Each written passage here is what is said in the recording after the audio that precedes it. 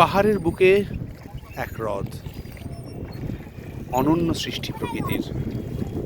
ভারতবর্ষের শ্রেষ্ঠ পর্যটন কেন্দ্রগুলির মধ্যে অন্যতম নৈনিতাল।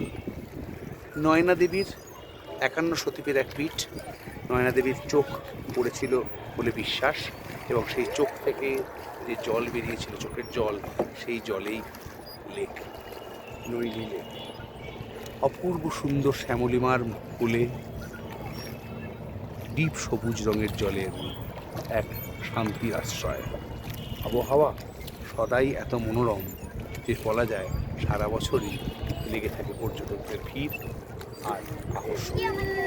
হ্যাঁ, উটি, কোদাইকানাল, মুন্নার সবগুলোকে মনে রেখেও বলছি, উদয়পুর এ মনে রেখেও বলছি, নৈনিতাল সত্যি অপূর্ব, নৈনিতাল সত্যি অনবদ্য।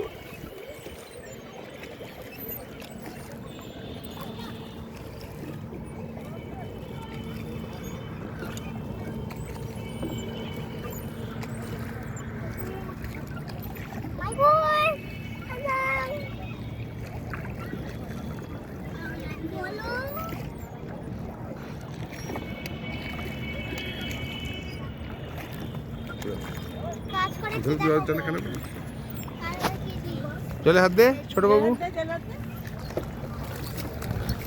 ज़्यादा मत झुकाओ, गिर जाएंगी, ज़्यादा मत करो। बस।